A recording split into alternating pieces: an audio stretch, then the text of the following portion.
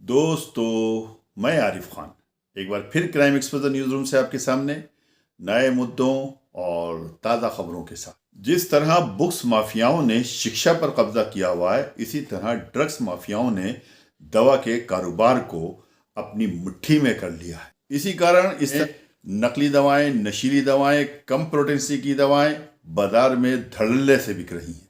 आप सब जानते हैं कि हिंदुस्तान इतनी बड़ी मार्केट है जहां अरबों रुपए साल का टर्नओवर है मेडिसिन का, तो उसी के साथ साथ नकली दवाओं का, बिना बिल की दवाओं का, अवैध दवाओं का, नशीली दवाओं का करोड़ों रुपए का टर्नओवर साथ में लगा हुआ है।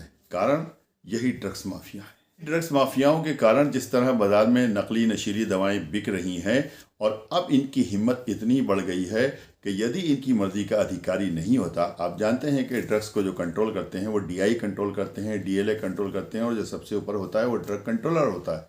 ड्रग कंट्रोलर का तो नंबर नहीं आता वहाँ तक, क्योंकि डीआई और डीएलए का ही खेल होता है। तो जो माफिया, ड्रग माफिया, ये चाहते हैं कि उनकी मर्जी के अधिकारी रहें, और जो वर्तमान में जो उनकी मर्जी के अधिकारी नहीं होते हैं उनको फंसाने की कार्रवाई भी की जाती है। सूत्रों के हवाले से ऐसी खबरें हैं हमारे पास। ये बात हम यूं ही हवा में नहीं कह रहे हैं। आपको याद होगा, करीब एक सप्ताह पहले मुरादाबाद डीएलए मनु शंकर अग्रवाल को एंटी करप्शन टीम ने 15,000 रुपये की रिश्वत के साथ रंगे हाथों पकड़ा। इतना बड़ा अधिकारी जो डीएलए हो, यानी मुरादाबाद मंडल को कंट्रोल कर रहा हो, वो केवल 15,000 रुपये किसी से अपने हाथ में डायरेक्ट क्यों लेगा? ये सबसे बड़ा सवाल है। आप सब जानते हैं कि सिस्टम में भ्रष्टाचार व्यापक स्तर पर है, और उसमें बहुत कम लोग ऐसे हैं जो बचे हुए हैं। तो मनु शंकर अग्रवाल भी इस भ्रष्टाचार टीम का एक हिस्सा ज़रूर रहे। हम इस बात की कहीं वकालत नहीं कर रहे हैं कि वो बेकसूर थे, लेकिन जो सवाल हम उठा रहे हैं, बात उस पर गौर करने की है कि इतना बड़ा अधिकारी 15,000 रुपये डायरेक्ट रिश्वत क्यों लेगा? क्या उसको फंसाने की कोशिश की गई? इसी बात के पर खबर आगे बढ़ाते हैं।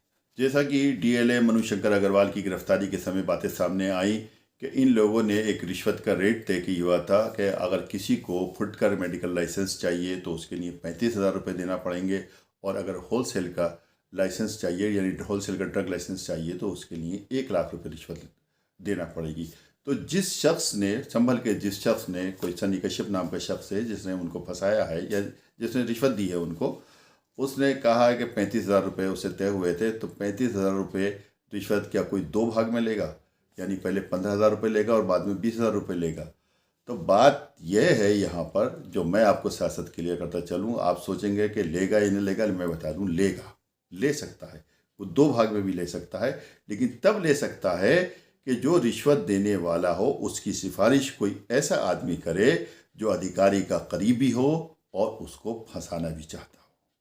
दोस्तों, वीडियो थोड़ा बड़ा ज़रूर हो रहा है, लेकिन पूरी बात समझने के लिए आपको वीडियो पूरा देखना होगा। दरअसल ड्रग्स विभाग को जिस तरह से जो कंट्रोल किया जाता है वो डीआई कंट्रोल करते हैं, और डीआई के ऊपर जो होता है वहीं से प्रमोशन होकर वो डीएलए हो जाता है, जो मंडल को कंट्रोल करता है, और उसके बाद में ड्रग कंट्रोल होता है जो पूरे प्रदेश को कंट्रोल करता है। तो डीआई से डीएलए बनना और डीएलए से फिर डीसी यानी ड्रग कंट्रोलर बनना, ये जो प्रमोशंस होते हैं ये बड़े सूक्ष्म आधार पर होते हैं। यानी इनके जो प्रमोशन होते हैं उनकी सीनियरिटी में सिर्फ दिन ही नहीं बल्कि मिनट और घंटे काउंट किए जाते हैं। यानी कौन अधिकारी कितने घंटे सीनियर है, कितने मिनट सीनियर है, उसके हिसाब से इनको प्रमोशन दिए जाते हैं। तो प्रमोशन पाने के लिए इन लोगों को बड़ा सतर्क रहना पड़ता है और दूसरी चीज़ों से बचना भी पड़ता है। अब जैसे मनु शंकर अग्रवाल फंस गए तो जाहिर सी बात है अब ये ड्रग कंट्रोलर तो कभी नहीं बन पाएंगे, यानी इनकी तरक्की के आगे के रास्ते तमाम बंद हो गए। ये अलग बात है कि उसकी जिम्मेदार वो खुद ही हैं।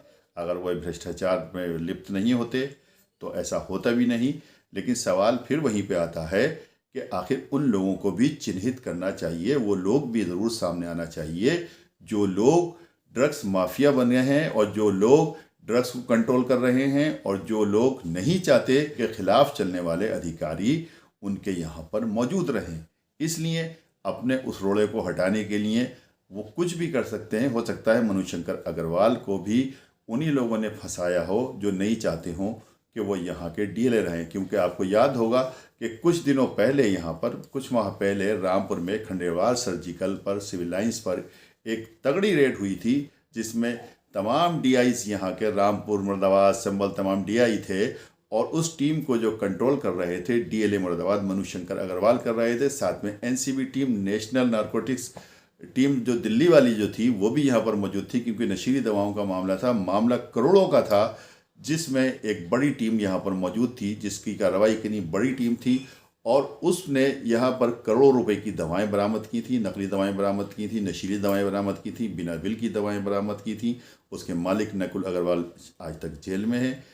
ये हो सकता है कि उस टीम में से ही कुछ लोगों ने ऐसा किया हो जो मनुशंकर अग्रवाल को फंसाने की कोशिश की हो, क्योंकि उस वक्त जब हमने उनसे बाइट की थी, हमने उनसे बातचीत की थी, तो उन्होंने उसमें कहा था कि ये बड़ा एक होलसेलर है जहाँ पे कार्रवाई हुई है और यहाँ से जो छोटी ब्रांचेस चलती हैं जहाँ में मेडिकलों पे जो माल सप्लाई होता है, हम वहाँ पर भी नोटिस जारी करेंगे और नोटिस जारी करके उनके ऊपर कार्रवाई करेंगे। हमारे पास पक्की खबरें हैं कि नोटिस जारी किए गए थे, उन लोगों को नोटिस जारी किए थे और उनसे जवाब भी मांगा गया था कि ये किस प्रकार से आपके पास में दवाएँ आई हैं।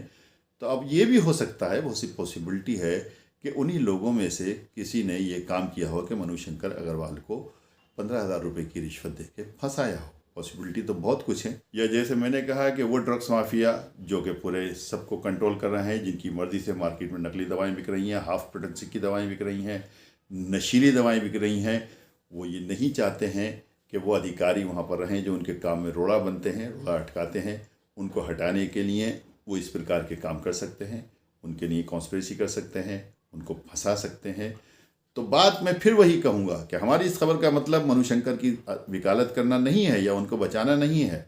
वो तो दोषी हैं क्योंकि पकड़े गए हैं, रंगे हाथों पकड़े गए हैं, लेकिन उन लोगों के ऊपर भी नज़र रखनी चाहिए जो लोग इस खेल में सक्रिय हैं, नकली दवाएं बेच रहे हैं, हाफ पोटेंसी की दवाएं बेच रहे हैं, नशीली दवाएं मार्केट में बिकवा रहे हैं और साथ साथ उन अधिकारियों को हटाने के लिए घटिया हरकतें भी कर रहे हैं जो उनकी मर्जी के काम नहीं करते।